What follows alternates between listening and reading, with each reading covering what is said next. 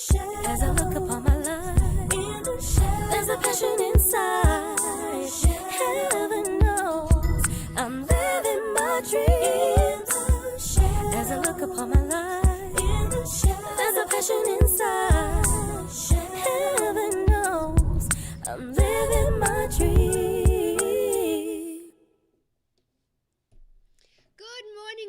Good morning, and hello, hi. We're so excited to be in today's show this morning in studio. I will be your host, Anka Hendricks. I'll be sitting in the captain's seat today. Our main captain isn't here today. Unfortunately, she's not feeling too great. So please just say a prayer for her so that she can recover quicker and get her back into the captain's seat. Because it's always fun when she's in studio. But we won't let the flag fall today. We will keep it going and we'll keep sailing. And in studio today, we've got pretty cool guests here today. First and foremost, we have my co-pilot in real life. I always like to have him in studio because, you know what, baby, you complete me, man. You complete me. So it's lucky to have you here, you know. and then we have two very special people who are very dear to my heart. We have Mr. Greaver, who is a retired teacher, and we have Mr. Chetty, who is in the teaching profession currently. And we'll be diving a bit into the topic of teaching, which I think I need to know a little bit more about. So I'm excited for today's topic. But over to you, my co-pilot. Yes, ladies and gentlemen, welcome to the show. Thank you so much for tuning in with us this morning. And of course, I'm interested and I'm excited about today's conversation. I think you start seeing this space differently when you have children, especially when you have younger children. And so for every parent out there, you might want to turn up the volume a little bit there and listen closely.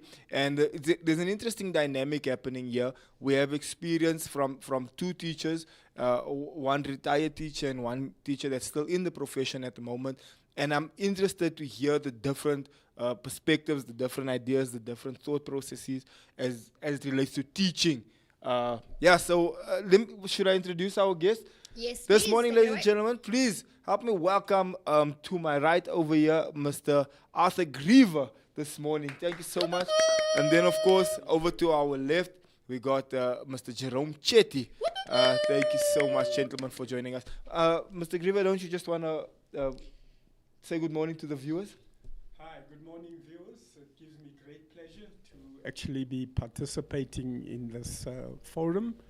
I really appreciate it, and I hope that I'm going to be making a valuable contribution as I hold education very, very dearly to my heart. And I believe that whichever contribution I may make, albeit very humbly, that it would be from a source of wisdom and not really out of cleverness, but from wisdom and my experience that I enjoyed.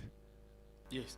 And then, of course, thank you so much, sir. Thank you so much. And then, of course, over to my left here, we got Mr. Jerome Chetty. Can we just check, make sure the mic is on? You were saying that. Good morning, everyone. Is it on? Still not on. Mr. Chetty, don't you just want to grab the sun so long and just welcome, introduce yourself to the Hi, good morning, everyone. My name is Jerome Chetty, and thank you, Anka and Xavier, for the invite, and even Pastor Joan in her absence. Like Mr. Greaver said, education is dear to us, and we hope that we will shed some light and insight into this morning's discussion. And good morning to our listeners. Thank you for having me. So I just want to just pop in there and just say we've had a bit of technical difficulty in studio here today. So please just bear with us because we really want to get this topic going and have this discussion on a roll. On the roll. Whichever one, you know what I mean. On the roll. So on the bread roll. To jump into today's topic, I just want to hear a little bit, just to bring everybody into the conversation. I would like, just shortly, just tell us how long have you been in the profession, why you decided to go into the profession, and then also what subjects you teach and have taught. We can start with Mr. Greaver. Thank you, Anka. Thank you very much. I've been in the teaching profession for 26 years, although I can say that outside of the 26 years, maybe there's another 4 years or so. but I was in the teaching profession for 26 years, and it was very challenging and also very rewarding. The other thing that I can say is that I enjoyed the teaching profession. I didn't get any what I would call monetary benefits. I'm not a millionaire today, but that's a profession for which I was cut out.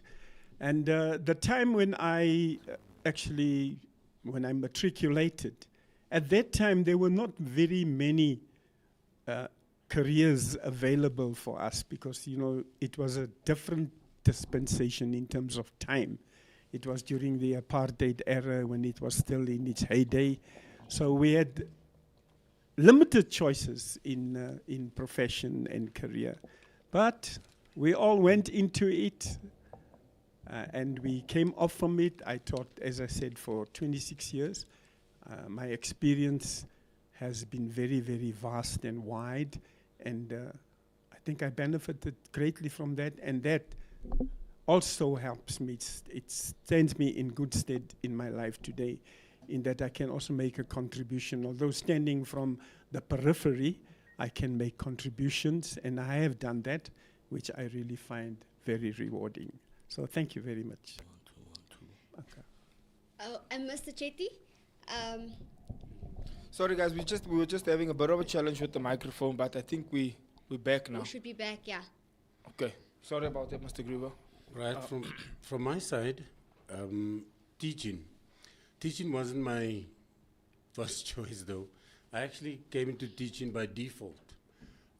I worked for a company, and then we were in a prayer meeting one morning, and this Indian gentleman said to me, you're going to be working with children. And I went home and I told Alison, and both of us were laughing because I didn't like children. To be honest with you, I didn't like children, and when he said that, it just didn't agree with me. And then the next year, I found myself working in schools. And then Mr. Sali at Klipspread gave me a post, and here I am 15 years later. And let me tell you the truth, I love what I do.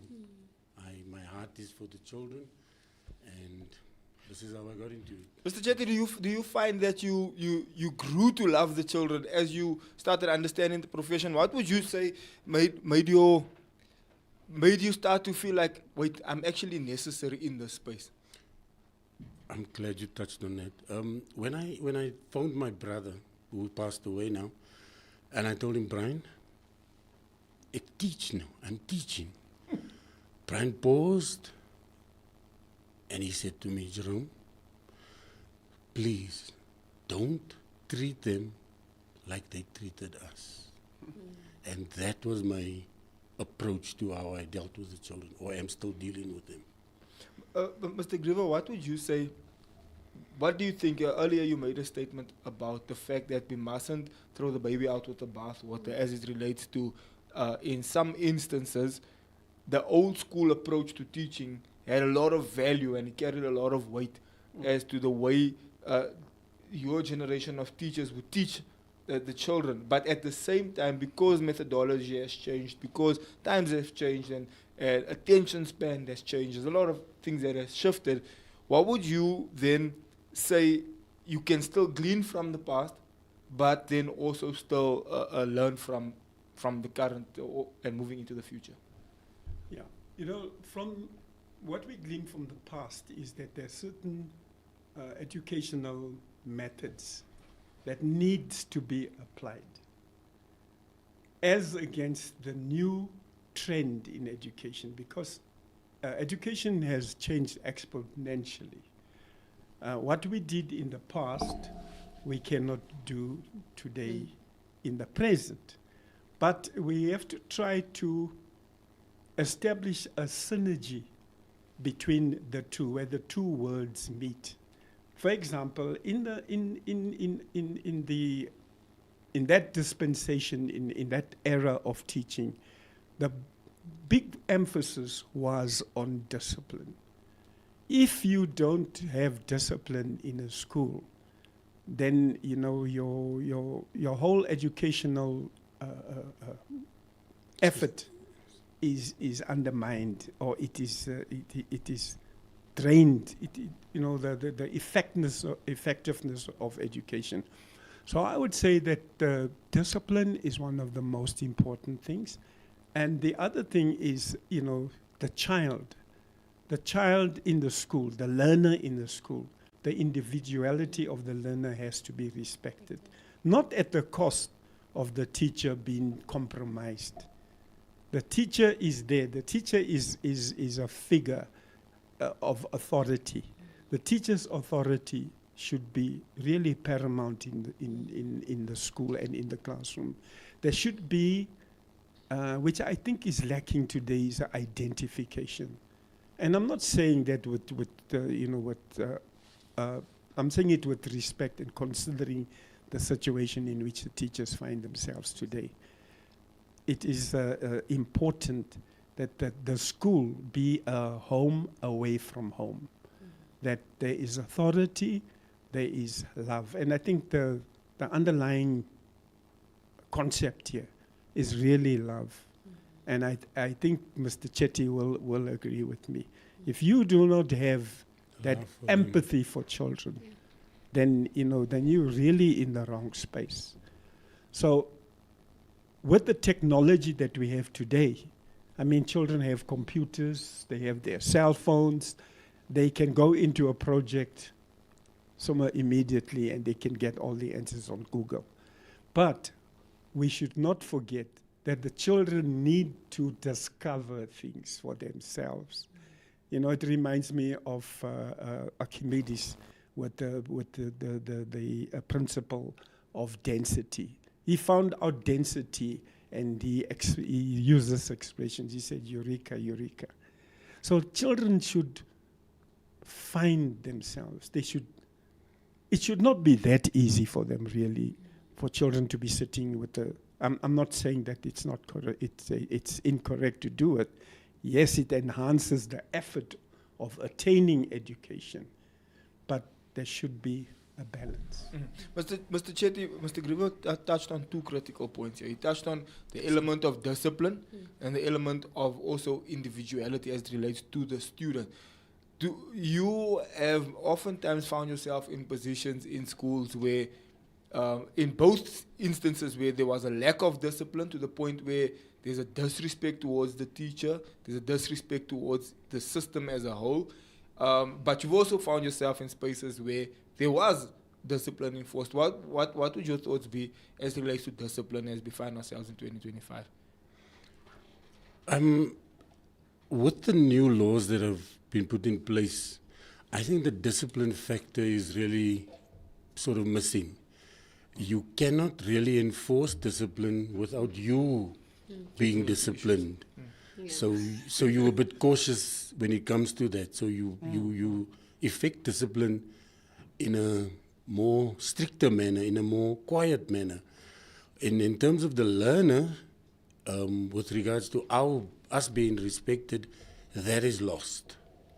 We are not considered, in the old days, like Mr. Greaver said, we are not considered, like my dad used to say, no, the teacher wouldn't eat you for nothing. That is not considered anymore. Yeah. The parents these days would say, Hoekom slaat jy my kind? Why do you eat my child? And not understanding that, like you, Mr. Greaver said, we are parents when it comes to the school. In parentis locus, we are the parents. So a parent won't eat you for no reason at all. So when we do instill discipline, the parents are the ones who actually show the children that disrespect towards us. Not like in the old days where the teachers were respected. So most of it comes from the home, where the disrespect starts, and the parents speak in front of these children, and that's when the children pick these things up, and the teacher won't tell me. I mean, I remember being in grade 5. I'll never forget my Afrikaans teacher, Mr. Van Roy. I'll never forget him. And his principles that I remember that he taught me, the vleis laat gaan. So if you were out of order, you knew you got a few on your hands. And everyone knew it, but we knew it was out of love. There was never an aspect where we felt that we were abused. soos ons gepraat het in die klas, we weren't paying attention, dan het ons geweet, ons gaan 'n meeting het met vleislat, you know.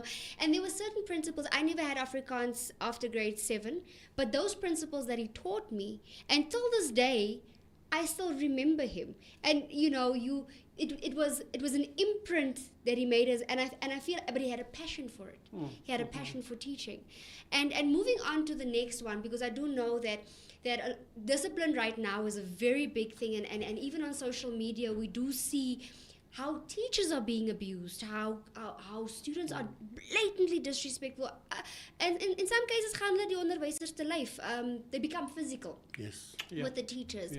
But the question that I do want to ask here today, and I know we've now touched on discipline, but what are the principles, because there's now two aspects that should never be lost, because there's one thing with moving along with the times, however, principles remain. What should be still taught? What should still remain in the classroom, would you say? The fundamentals. The fundamentals are lost. Fundamentals such as, let's leave discipline out now, because discipline should be from home. Yeah. Manners. Yeah. Our kids How do you differentiate discipline from it's probably a thin line, but you find that you have to teach manners also. Please, thank you. Huh? You speak to them, they say, huh? So then you first have to correct all that. So the manners is missing, the etiquette, if we can call it that, the thank yous, the please. The if you come in late, excuse me, sir, I just spoke to someone out there. No, they just walk in. Those things are missing. So you first have to deal with that. It's a different ball game, if you can say that. It's a different ball game. The manners is lost, and I think, like we said earlier, it's because it comes from home. They stay away, and they don't even give you a letter, you know. So the respect is also not there. To hell with this. Where were you? I was at home. Yeah. Mr. Chetty, can I just come in there? Can I come in there and just make a little bit of a contribution here, which I humbly think that it should be that, is that when the children are doing this kind of thing, then we come back again to discipline. It's about the discipline, and the children should be, that discipline should be inculcated at home. Because the misconception now today is that the teacher, maybe in those days the teacher did play a very, very role in what we would call social engineering. Yeah. To the extent that, all the problems that were at home, if a child was lacking in discipline, nee man, ons stuur jou maar skool toe, die skool gaan jou regmaak. But today the dynamics have changed. The parents are no more in that ideal situation. And can I just ask, or maybe say, so excuse me for that, I think the parents are younger. Yeah. Not as, with caution I'm saying it, was not properly matured. So they say that maybe the how to do things are not properly conveyed to the child. Respect this, respect that. So they also mature, and sometimes it's a lack of education as well that leads to all of this. But do you think the pendulum has swung too far one way? Because there's an element of, from the previous generation, you kry pak sla, you kry die, you kry die. There was that element of that. Then it was vilified by saying that you're abusing the children, you're doing this, you're doing this. Then there was an element that came in of sexual abuse. Then there was an element that came in of verbal abuse and physical abuse. And that could have been far and few between. That could have been, this happened once at the school there, and it happened once at the school there. But then everyone was painted with that same brush. Okay, we're taking out all discipline now. We're taking out all corporal punishment because you guys are abusing the children. But now with the advent of that being taken out, it disrupted the whole process. And now there's no manners, there's no respect, there's all those. So the question I'm asking about the pendulum is that, is it the opposite now of, you gaan nie my kind slaan, soos hulle vir my geslaan het. So now it's that mindset being pushed that you have your own rights. You must also tell the teacher this, that, and the other, you know. And then the pendulum is now way to the opposite side, where there's now complete disrespect as opposed to respect as it relates to the conversation. No, I totally agree with That's you. exactly how it is now. Exactly. Sorry, Arthur, you want to say something? Yeah, I think, where the conundrum actually comes in is that the misconception about the application of discipline.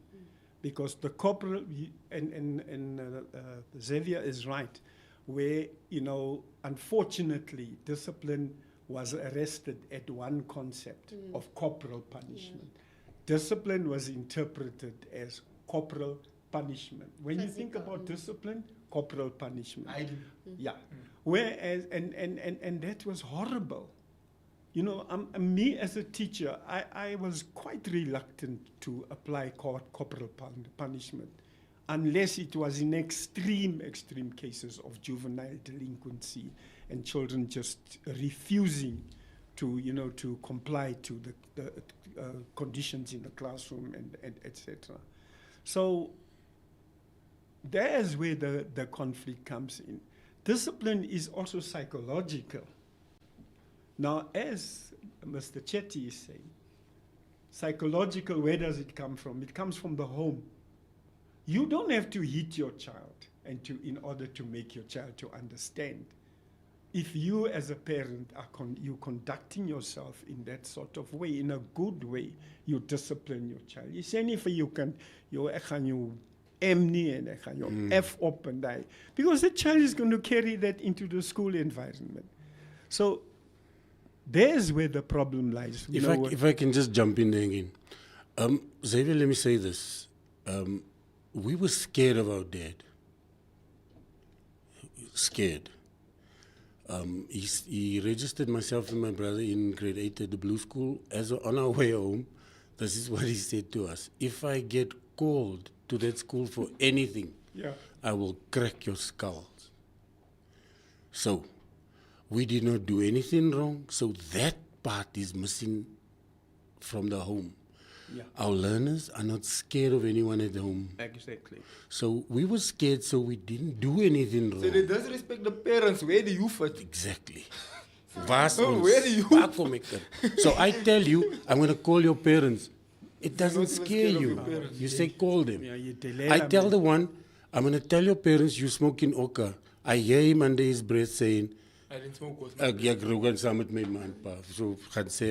But I think, to your point, Mr. Chetty, what you spoke about earlier, and I think that happens a lot in our generation where parents have become friends. Yes, because they're young. Because they're young. Because they're young. And for me, what I've seen with my kids is that when they do come home, there's an element, my teacher said, my teacher this, and when they do complain by me, I have to ask my child first, what was the scenario behind it before I attack the teacher? This is the thing. And you can't just attack the teacher because then I take the teacher's power away in the class. I have to side with the teacher until I know all the facts. And because I need my children to be disciplined, functional adults, because how do you create functional adults? Can I just say, you see now that comes from an intellectual. Now, I'm not dissing anyone, but then you find in our areas, they don't do that. They just come to the school in a gown with rollers and complain and fight. Does that make the scenario better? No. It just aggravates both. It does. I know this Because now you didn't even find out you come fight net. Don't even ask You don't even ask. And if you find out the child was actually genuinely wrong. And let me tell you another thing. They lie to their parents. They lie because they want to look good and they don't consider us. I actually say that every day. You lie to your parents, telling them about us, but you know you at fault. So this is also why we are not even considered in their eyes. Oh, a generation. I tell you, it's a whole different ball game. It's a whole different ball game. And now with this new Bella Bill that has been put in place, no hitting, no slapping, no belittling of children. So, and then they just tell you, you need to enforce discipline. How? They cut off your hands. They cut off your hands and they expect you to build bricks with it or build a house. But Mr. Chetty, that's just exactly where they're missing the buck. Exactly. Because you are a teacher. Yes, you've been trained in psychology. You've been trained in the ethics of teaching and all that.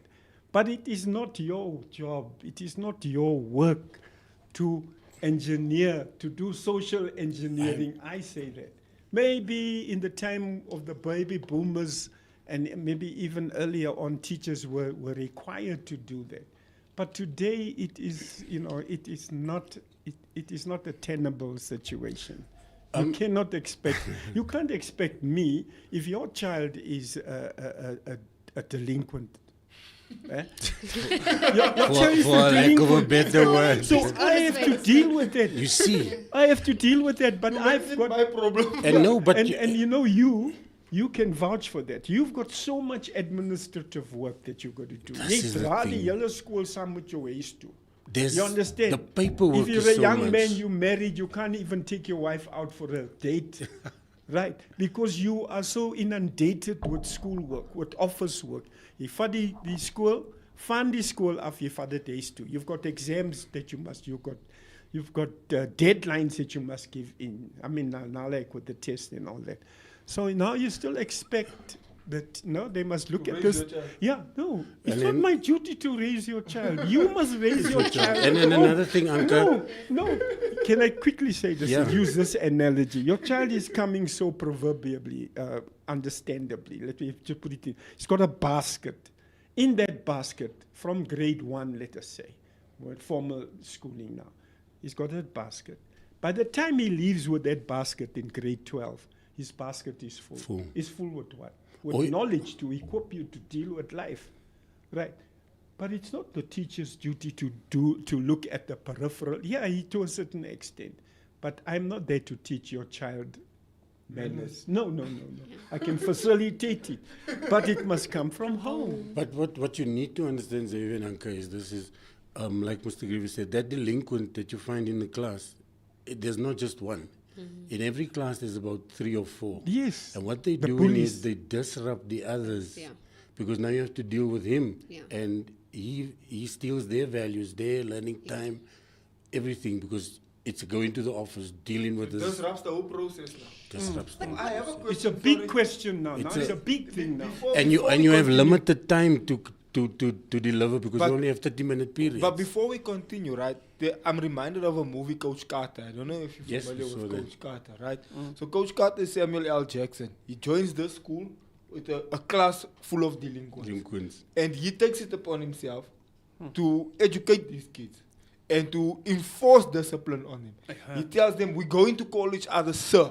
When we address one another, when you address the ladies, you call them ma'am. Ma'am. When we come to our graduation ceremony, we all wearing ties. And the whole storyline is that there's 2 delinquents or one particular delinquent in the class that decides who's this guy to come tell me. He comes late, he does what he wants, he throws the chair, he does whatever. And eventually, Coach Carter says, I'm punishing the whole class every time this guy does something. So eventually the whole class looks at this guy like, I do except that. bruh, you need to control your emotions Yeah, because they become you're getting rebellious. us all in trouble here for your inappropriate behavior. Yes. And the story at the end of the movie is this: the delinquent comes back and he realizes that, you know what, I was wrong here. And he actually goes to the coach and says, hey, you know what, you must go watch the movie yourself. I But he must goes watch to it, the yeah. coach and he says, you know what, hey, I'm now realizing I was That's actually at fault. wrong. My question from relaying that movie is that, is there a way, because I'm sure those in inverted commas delinquents are not, that's not who they actually are. The environment made them that way. Yeah. The circumstances made them that way. They were abused at home. Something happened that pushes them into a space where Exactly. they're acting out of character. Is there a way then to still salvage that? Because you come and find that one 2 years, 3 years down the line, you say, yes, to think this was the naughtiest one that used to be in my peer- class. Let Peer me just pressure. come in there. Peer pressure. You're right when you say they are the home environment created that, and I can only speak from our dynamic where I come from. So it is the home environment, and it's not the conducive one for anything. The other thing is those learners struggle with the reading, with the writing, the learning disabilities that they have. So the best is just to not concentrate and just throw a tantrum and what's the word? Divert everything from you. So that's what they do. So, but we have a system now where we have a psychologist that comes into school and evaluates them. But that process takes forever because based on that and how they are evaluated, they get sent to special schools like Randio and Harvey Cohen even, where they learn a skill. It's just that process is so slow. Which brings But there is something that is done for them. Which Some brings me- but- remedial Yes. process. Yes, but which yeah. brings me to this point. I have two daughters. One is academic, one is more creative. Where is the space for the creative student? Because now, and this happened to me, I find myself more creative, but now I'm shoved into this education box Yeah. Yeah. of having to understand, having to be an academic. But I'm not an academic. It's boring for me to sit there and listen to long stories.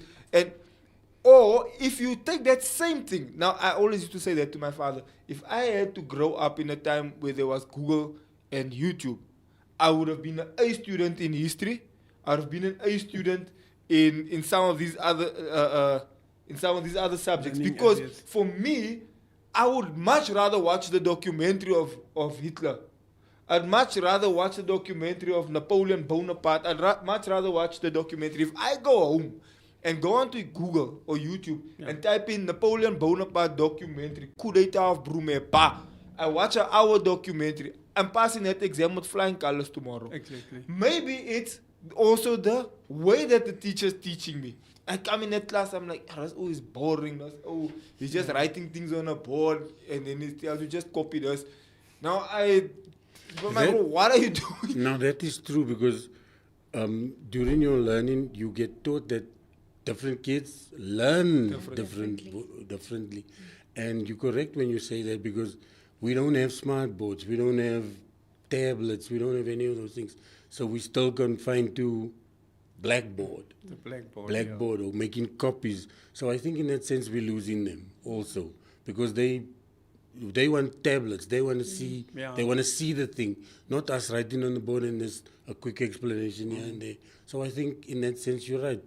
We're losing them there because we're not yet in the technology side. We're still far behind. So Some schools are though, but not us. Yeah, because there's a differentiation between Yes. the public schools and the more private private sector. Yeah. So for us personally, we're in the space of trying to find a new school. So we've done some few things, and there's obviously a couple of things in the public space that you're running away from as a parent, trying to be protective with the whole Sexuality Act and all of that they have implemented in some of the schools. I may be speaking under correction, Mr. Chetty, if you can just jump in there, but. For me right now, the issue that I have with my kids is what my husband has already alluded to, is the fact that you can't judge a fish climbing a tree. You can't judge him on that. He's not supposed to climb a tree. He's supposed to swim in the water. And that's why my one is an academic, but the other one is more creatively inclined.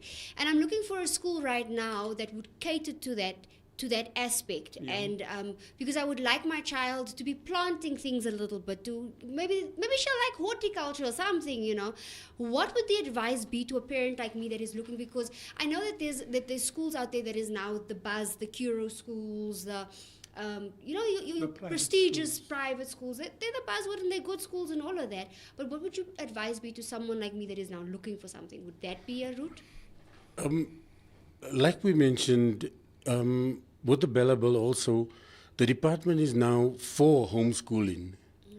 I don't know if you have maybe thought about that, but you also need to be qualified to actually do that. With you not being or wanting to put your child in public schools, if I had a choice, I would also not do that. With whatever I currently see, I would rather opt for homeschooling.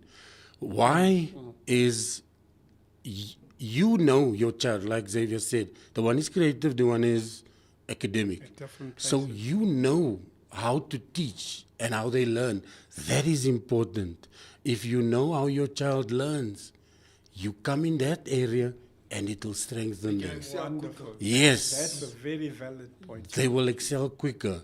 But now, we don't have time to find out if Anka is academic or even if she still has a but you can see when she has a learning disability. But I don't have time to specify you doing this or this is how you learn. Yes, we pick it up, but there's not enough time to actually delve into that. So in answering your question, maybe homeschooling. No, we have had a conversation in depth. So Yeah.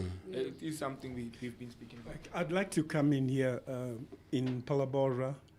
I've been involved with a homeschooling little institution program. It's called Impact. And this lady asked me to please come and help her, to make the thing effective. Because she was having a little bit of disciplinary problems in the classroom. And the kids are from a more like ethnic group as well as white kids. But what I picked up there is that it's speaking now, like referencing to your daughter. The children most of them are in a similar situation. But they come to the Impact Center, they do their work, they've got their computer, and the facilitator, like myself and the lady there who's a principal, you just do the facilitation. You say, here's your program. This is what you must do. It's got to be in at a certain time. This is the deadline. Then these kids sit down and they do their work. And they chat and they are disciplined within that whole time frame. Then they leave. When they are supposed to leave, like whatever time that they spend there, you ask them, what are you going to do? No, I'm going to play hockey.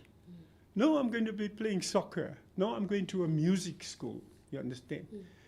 It is catering now for both aspects of the child. The child is not only being academically fed, but is also, the child's extramural activities like swimming, tennis, cricket. So the child is now in a space where the child is discovering your body in a good, conducive sort of way, which is actually enhancing the child. It makes the child eager to come to the center, to come and do the academic stuff. Yes, we know that they all are not doing mathematics, but others are doing social studies, and they're doing physics, English, Afrikaans, but they're excelling. I'm telling you, the kids excel. Okay, can I just also add, with the homeschooling, as we said, now the social side will be missing. So for a child to actually be healthy, there needs to be the social side as well. So with the homeschooling, maybe there will be that deficit where the social side will be now missing. Yeah. So in everything, I think it has its pros and its balance, cons. Yeah. yeah. So for your children, you need to then totally decide this is what we're going to do and find a way to balance the thing out. Yeah. I think for us, some of the issues that, and I think most parents struggle with something like this, and what is the best way to navigate it? For lack of a better word, ons is nog 'n bietjie dom in die area. Ons is nie opgewasse vir die area nie. Young parents. We're still young parents, and we're learning every step of the way. But for me, we chose a school. It's a very good school and strong Christian values and principles and all of that. And we drive fairly far to get to the school. However, you find that it doesn't matter where the children are, you have to deal with their backgrounds. Your children has to now be introduced to their backgrounds because you think your children are in a Christian school and you teach Christian values at home, but now they are introduced to kids who swear, for instance. My kids had an incident yesterday where her lunch was stolen. And now I'm not negating that this is now the school is bad. I'm not negating that this can happen anywhere because you are introduced to kids that come from different cultures, different environments and backgrounds and all of that. And for me, that is one thing that's very important, that the Christian basis, but also that there's good values, right? How do we navigate this? Because this is in private school, and now you're looking at the public school. There you even exposed more to these different backgrounds. As a young parent, and our kids are very small and they need to learn how to navigate this regardless, because they have to grow up to be functional adults and be able to deal with all sorts of environments. How do we navigate? What would you say as leermeesters, how would we navigate this? Let me say this. Public, homeschool, whichever way. And I feel that even with my son, I was a bit scared that he wasn't street smart. And yet it's healthy It's very to healthy. have your lunch stolen because you learn from that. I'm being honest. I am being so honest. You learn from Survival that. of the fittest. Yeah, you learn from it. If you didn't have your lunch stolen before, you would not know. Can't be a crime. I think you have a part missing then in your growing up. In your makeup. In your makeup. If you have your lunch stolen, you know for next time, I'm gonna hide this lunch somewhere, or I'm gonna eat it before I go up to school. Oh, So yeah. I think it's necessary. It's necessary. Can I just give a quick example? This light is so innocent. In Southgate, there was A&D Spitz there. So he comes out, his mom gave him money for a new shoe. So he bought a new shoe, and these ladies walk up to him and say, "Ow, kneggie, het 'n nuwe skoen gekoop, come I see." And they grab the packet and they run away with it. Ooh, Horrible. yeah. I know it's sad, but you need those things in your life. Yes. Otherwise, how else are you going to learn? It equips you. Like It does equip you. I does. know it's sad. Yeah. no, but it's you're right. survival Yeah, of the it's a- fittest. you know- we live you're in a right. jungle where the jungle is there. I am so, I do apologize to say that your child's life.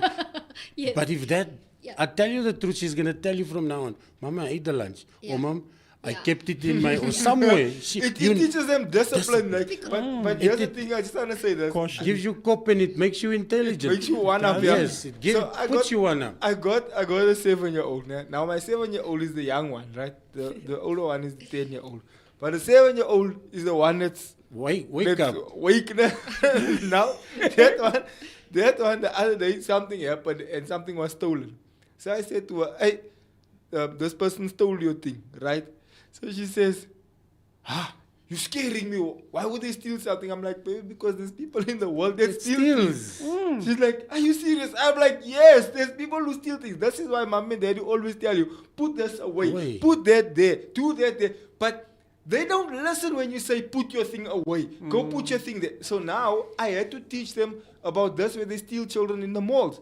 Because I tell them, can you understand when I tell you, walk in front of me so I can see the both of Oh, you? yes. Walk where you can see all of us. Don't walk, run there under the clothes and things in the Mr. Price, you In there the- hiding Yeah. under the dresses and things where we can't see. Yeah. Because They these kidnap things you. Happen. And so I'm explaining to them, as much as I'm a Christian, I'm a Bible-believing Christian, I pray for my children, I cover them with the blood of Jesus. However, I must make sure they understand There's that. wisdom. Walk here in front of Yes. me, I want to see you. Don't go run there and there and there. But that morning I dropped her at school, it was in last week. She says, why would they steal? Because in her mind, she Everybody's can't, like, yeah, she can't believe that. There how are how people can like there that, be yeah. people that does this kind of thing? But I think that is where we have flaws as being protective parents. And what I mean by that is there should always be balance in life. Because this morning we had another incident, and now I was conflicted of what to do because my child, he calls me because the child is in State. tears in a state because she left her project at home. Oh, shame. So now, and she's been working on this project for weeks.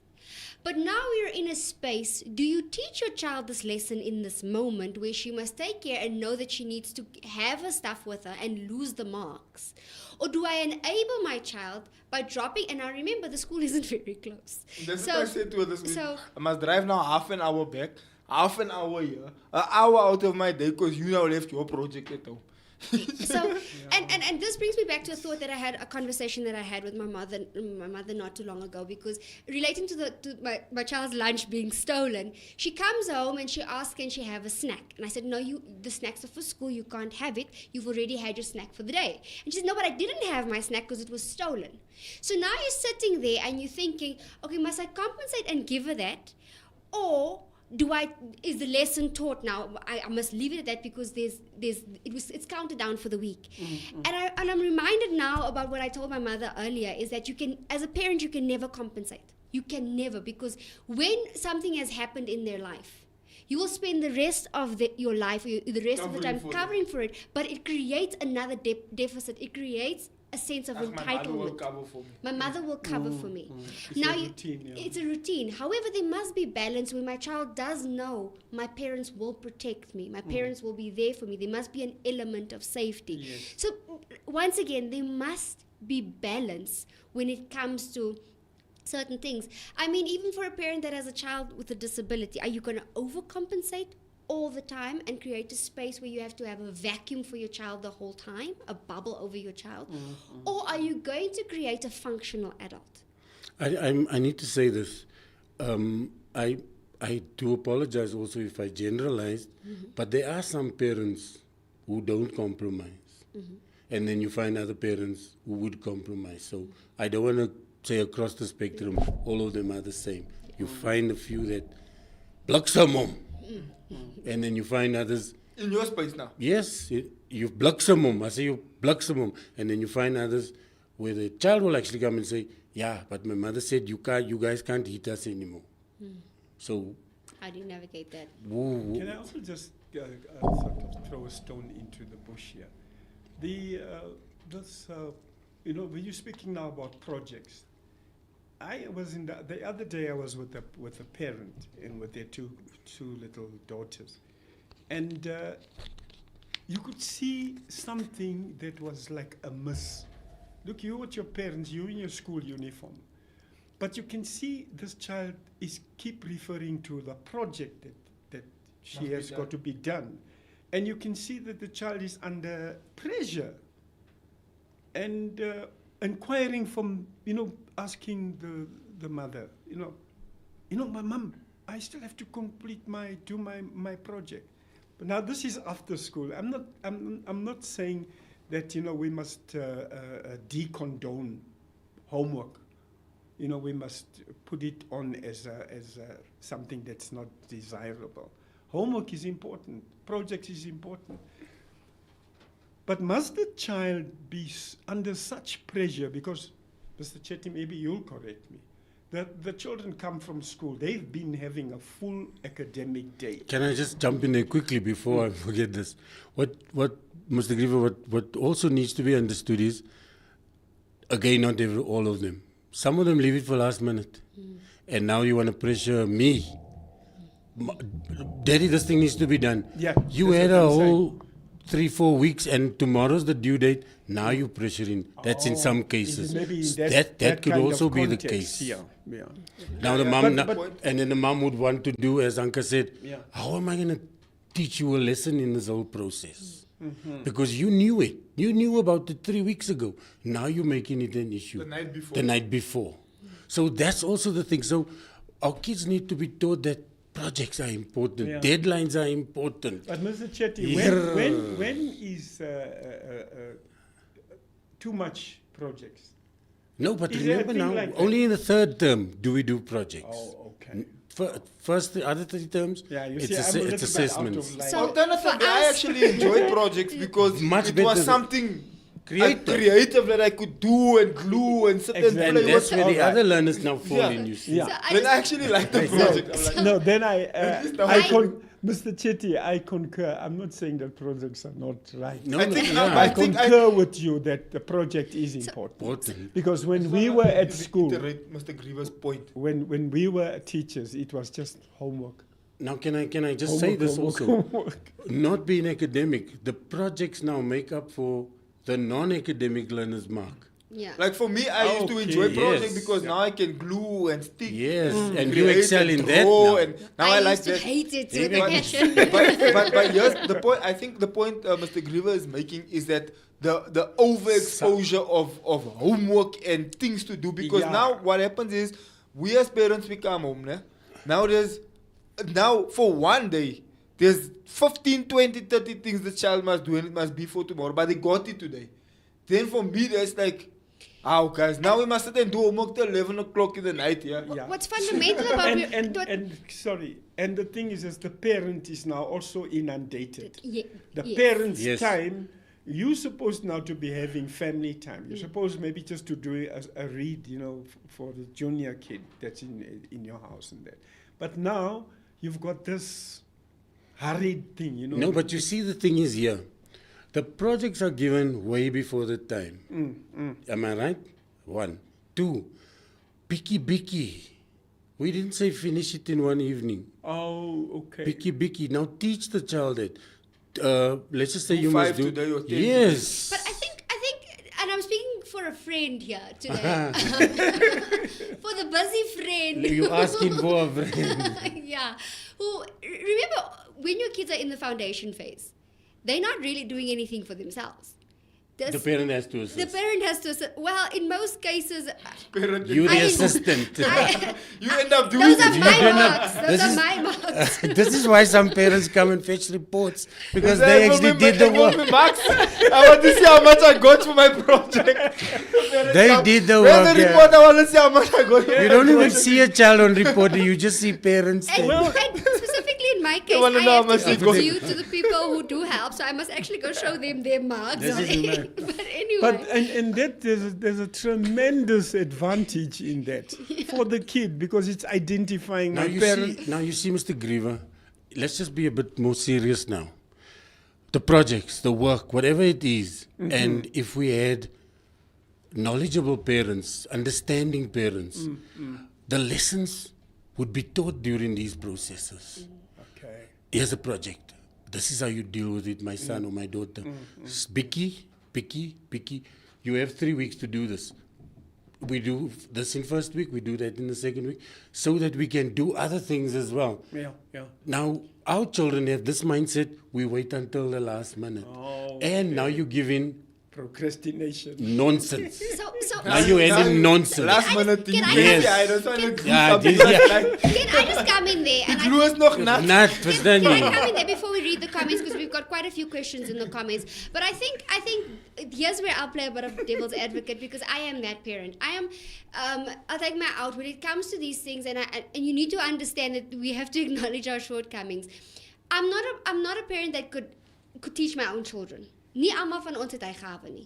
Julle is leermeesters. That's your passion. It's what My you do. children are sick of it. But even when they were little, I assume that you were very involved in what they were learning. For us, we send our children to an institution to get that, because that's where I lack. Now I come home out of the busy life. I just want to relax when ek moet nog gaan kook, ek moet nog gaan kombuis skoonmaak. Then I have to make sure my kids are ready for tomorrow. You become part of this rat race, this humdrum, and then you resign to, my kind is fine, we'll see to it tomorrow. And then before you know, tomorrow is really tomorrow. Yes. Then 3 weeks have become the very next day. Can I just say this quickly? Sorry, sir. There's that, and there's this.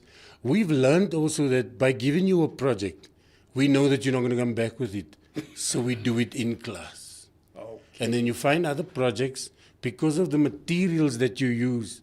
It has to come from home, Yes. That's what we're experiencing now, which Well, reminds me. and that's where the delay Yeah, comes. but can I just quickly say, now you've given me the opportunity to dispel the notion, which I've been having lately, seeing from my son's daughter, where they have to do homework, help her with homework and that, where I almost came to the perception that the school goes home with the child. Verstaan jy wat ek sê? Die skool gaan huis toe. Die kind dra daai hele sak boeke, né? And this is also another area. Why must a kid have so many books? You know, young children, physiologically, it's affecting your back. You understand? Because it's growth.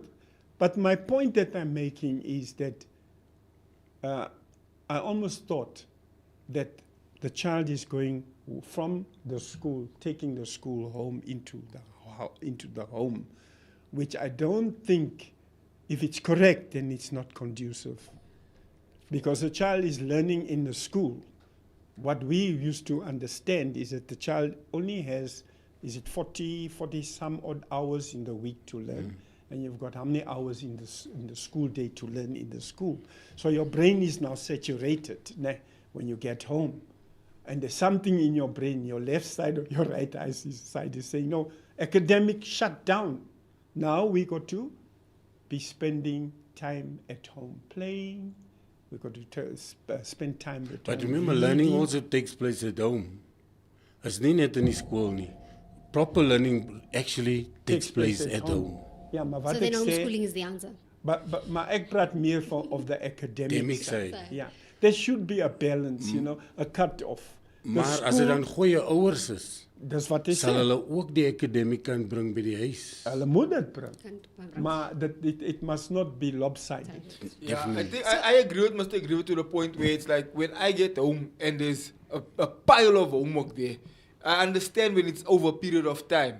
If this thing is due for Friday, Yes. or it's due for next week, then leaving the thing the night before, that's now your That's a fault. known, yeah. That's now your fault. Want kyk meneer Chetty, daar is ook van onder. Ek was 'n hoof gewees, reg.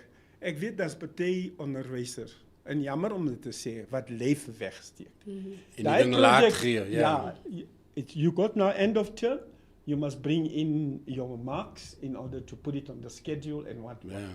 So the teacher is now is running around like a cut headless chicken. And then you put that pressure on your kids. That assignment must be in. Maybe it should have been in long ago, but you were lenient with the kids. You didn't tell them, hey, you know what, I want this thing, it must be in. So that thing is impacted at home now. So just to bring in, and we've discussed so many things here today, but I think it's also important that I used to resent school because I used to hate the deadlines and the timelines and all of that. But when you're an adult, you realize in retrospect that this is what shaped you into a functional being. Because the reality of the matter is when you are in a workspace, you have deadlines. You have to adhere to things needed to be reports that need to be submitted. Yeah. You know, all these things. So they all play a role eventually in your life. You might not understand it for your child in that, but I think it's important for us as parents. And I think for me today, this was an eye opener because I was looking at ways to make work lighter for my child. Now there must be a balance. I think that's what we've agreed on here today. And then also, you know, there are certain skills that they must learn, that if something is required of you, then you must have the discipline to at least submit it. Do the work and submit it. Yeah.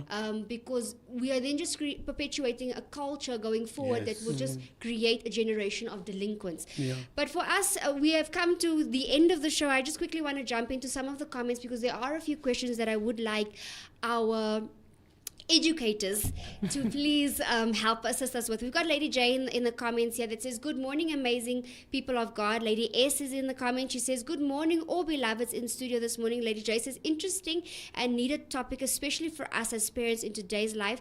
Auntie Deline says, good morning. Pastor Denver's here. Good morning, everyone. Auntie Deline says, yes, Mr. Chetty, charity begins at home. It is not today's children, it's today's parents. And then Pastor Raneen says, good morning, love the topic. Marvin Matthews says that, good morning, family, awesome topic. What was corporal replaced with, or is there just a void? Just quickly, if someone can, yes, there's a void, or there's a replacement. There's a void. Okay, Pastor Raneen says, parents must take responsibility for their children's behavior. My kids know if they disrespect an adult or a teacher, they must start to plan their funeral. But I think it's important that we instill, as parents, we have to instill discipline. Auntie Deline says, yes, charity begins at home. I'm so sorry for all the teachers. My heart goes out to our teachers. Yes. Marvin says, should discipline be driven by fear? Is all fear the same? And my mom's widened eyes say versus my dad's deep shouting voice were two different warnings to me. That's true. Pastor Jones says, absence of the fathers can also be a contributing factor. That is very true. And then she says, the system is failing in the discipline aspect. True. She's asking a question. Very true. Why can children not be children anymore? They don't even have playtime anymore. It's homework till midnight.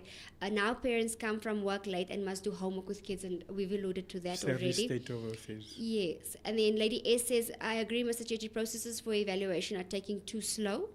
And that was alluding to the fact that you were saying when you delinquent children, yeah. Yes. And then Marvin says, how does schools deal with learning styles and requirements? We can touch on that just now. Lady J says, it can be quite difficult to navigate the current landscape in education. We acknowledge that many teachers feel anxious and fearful because the students often seem to get away with disruptive behavior. Yes. However, it raises an important question. When do we draw the line? Children today face numerous challenges and many struggle to express themselves effectively. As a result, they may act out in ways. They are not they are not always understood by teachers or parents. Unfortunately, these children may end up receiving demerits or being dismissed, often without anyone recognizing the root of their behavior. How do we help or support them? And then Lady S says, but I agree with Mr. Greaver that the homework becomes extremely increasing. Mr. Chetty, not talking about projects, we're referring to the day-to-day overloading homework, and I think this is where my husband already alluded to. But just to jump back to Marvin's question, which is how does schools deal with learning styles and requirements? If Mr. Chetty, you can just briefly just help us out again there. Again, I can only speak to my dynamic. The learning styles are definitely not properly catered for in our system. We don't have, like I said, we don't have screens, we don't have projectors, we don't have that type of things. So the basic, the foundational is the blackboard and the chalk. So that's how we deal with it. I think it's important for us to note that, and I say this to the friend that I've asked the question for earlier, was that when I say that as much as we as parents don't have time, or we say we're not blessed with certain gifts to teach our children, all of that, the reality of the matter is our children are our responsibility. And I think it's important that we do take, that's a parental privilege, if I can put it that way, that we do take interest in how our children navigate life, how their learning abilities, their learning curves. It's important for us so that when a child is struggling in the class, the reality of the matter is a teacher is burdened, if we're saying in the public system, is burdened with at least, would you say 40 children per class? 42 children per class. Yeah. It is too big. impossible. It's That's a lot. humanly It's a impossible lot. for you to focus on one child. child. Or even 5 children in one aspect. and especially the time that you're given for a period. It's 30 minutes. 30 I was minutes. actually shocked because growing up in the schools that I grew up, we had a 45-minute period. But then again, we were in the 35 bracket, which is also a lot. And the reality is children don't learn at the same pace. That doesn't make them stupid. That doesn't make them that they are inadequate. It just means they learn differently. Yes. Or they've got different skills. But it boils down to us as parents that really need to take up the responsibility and find. And sometimes it doesn't even need to be financial in nature. in nature. Yeah. Mr. Chetty? Can I just come in with the homework? Yes. Homework. Again, I'm speaking from my dynamic. I don't agree on the same point. Saying, Different I dynamics, say, that's why. no, homework. I'm not on the Homework. same page. I'm sure you're talking about foundation phase now. Yes. I'm actually dealing with foundation phase now and the HOD there also. In homework, the teachers mentioned that the learners are slow in class.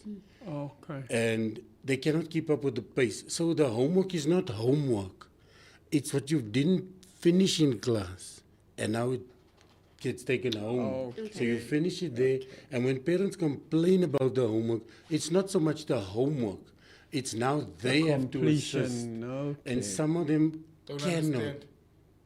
I didn't Well, say Mr. cannot. Chetty, now on. So that's where the issue So now it's comes. frustrating that Yes. Okay. And hulle word betaal vir dit. No, then we do have consensus. Yeah, it's on not- that. We have got consensus. It's not that they get a lot of homework, people. It's not. So ons is bietjie onnodig. Yes. Yes. Ai. As ek dit mag sê. But Mr. Chetty, do you think it's different from private to public? Because sometimes Remember I feel now, like my it depends. children It depends on the curriculum that they get do. homework like they working like they Like a working man. for a corporate, like they work like they're head of the Maybe they want to show organization. you. Maybe they want to show you. This is what you're paying for. Yeah. But I can't. Mr. Chetty, I think. But the curriculum is probably the same. And I think that I was a little bit misaligned. Yeah. Because I'm looking at, I remember bearing in mind that the bulk of our group of teachers, Yes. so to say, we were in that era Right. where homework was an emphasis. Yes. Not 100%, but there was homework, but not as much homework as today. Yes. Can in I just say today's this? time. Just picture yourself in the classroom, Anka and Xavier, 42 students. You're doing the DBE, you're doing maths or English. So, you have to go to every desk and make sure they're doing it. Beep, the bell rings. So, Mr. Greaver's not done. Clayton is not done, whoever's not done. Yeah, no, you're So right. where are they going to do that? At home. At home. At home. So it's not homework per se, it's more you didn't get to finish it in class. Yeah. So when it goes home, they say homework because it gets done Yeah, no, at you're home. right. So the mom or the parents, or sometimes it's just mom, grannies at home. Die mom is nie eens daar nie. It's a Because she left the child with the oma. yeah, it's an extension of that. It's all these dynamics. So I hear the people when they complain about homework, but there's a lot of dynamic to it. Yeah, no. Moenie net sê die kinders skryf baie huiswerk. First find the root, man, before you. Yes. Yeah. Now you see, this is how we get insulted in things like this, but you don't know. The dynamics. How it actually came about. And I think it's important for us to realize that it's important for our children to become functional adults. So, and that's where common knowledge or common sense and all of that is also developed, because the child has to navigate certain things and do some research. But sadly, we've come to the end of our show. We've really run through this topic. I think we need a whole nother new day for more on this topic, because I think education is dear to a lot of, it's broad and dear to a lot of people's hearts. Just shortly, in 30 seconds, what would you say to the younger teachers out there, in your experience that you've had so far as being teachers and being in the industry and the changing? What would you say to the younger teachers out there right now? Younger teachers, I have a much better perception and understanding of the daunting task that you are faced with. I would just say, underline, and my advice to you is, yeah, this may sound a little bit ambitious, but let love be the underlining factor in your teaching. And I think if you embrace that, love and empathy for the child and the deeper understanding of the principles of education, not just to be a teacher, but to be an educator as well. I'll leave you with that, and good luck in all your endeavors. Thank you. From my side, and because I'm also Bible-based, the word says, you teacher, you are going to be dealt with more harsher than all the others. So our young teachers needs to take that into consideration. And then this, like I said earlier, you must remember that you set the standard for their thinking. So if you're not thinking properly, how the heck is that child going to be thinking properly? So up your thinking, and that child will also think better. Very true. Very true. Thank My you. co-pilots, your Ladies and final gentlemen, thoughts? thank you so much for tuning in. Very insightful conversation. I feel like this conversation potentially could have carried on for a while longer. But thank you, gentlemen, for coming through. I know there's you. a full day ahead still. So, but thank you for your time and for your effort. Thank you. Thank you, Xavier. Thank you, Anka. Thank you, Uncle. Appreciate it. Very Thank nice. you so much to our guests in studio today, as well as my co-pilot, my real co-pilot in life. Thank you for always supporting us. And then also my final thoughts would be, parents, take heart and know that, there's not a perfect school, there's not a perfect way of doing things, and all our children are differently. That doesn't mean that our children are any less or inadequate. It just means that they learn differently. And, spend more time we need to spend more time with our children to understand them better.